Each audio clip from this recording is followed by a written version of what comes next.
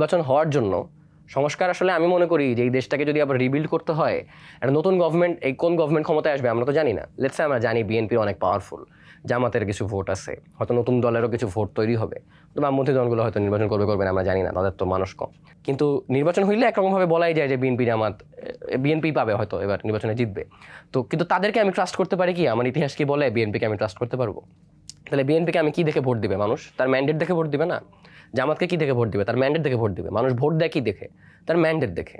So আমি মনে করি দেশের যে যাবতীয় যত সংস্কার আমাদের প্রয়োজন একটা স্বাধীন দেশে স্বাধীন নাগরিকের স্বাধীনভাবে বাঁচার জন্য, সেটা আসলে ইন্টারিম করতে পারবেও না, তার কাছ থেকে আমরা আশাও করি না। সেটা আসলে একটা নির্বাচনী গভর্নমেন্টই করবে। কিন্তু নির্বাচনকে আসার জন্য, নির্বাচনটা যে সুষ্ঠু হবে তার জন্য আগে আমার আস্থা আনতে হবে আইন শৃঙ্খলা বাহিনীর উপর, আমার আস্থা আনতে হবে দেশের বিচার ব্যবস্থার উপর। যে একটা নির্বাচনী একটা কেন্দ্রে যদি ছাত্রদল আইসা এখন মানে ভোট মং করতে চায়, তাহলে সে কেস পুলিশ ঠেকাইতে পারবে কি পারবে না?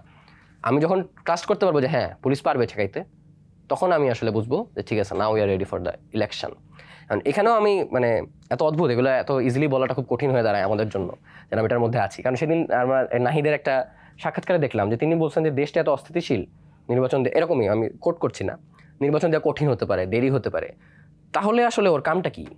মানে এই অন্তর্বর্তী সরকারের কাজটা কি? দেশ এখনো অস্থিতিশীল, তোমার এই পুলিশ বাহিনীকে তুমি এখনো ফিক্স করতে পারতেছো না, তোমার আইন প্রণয়ন বাহিনীকে তুমি ফিক্স করতে পারতেছো না।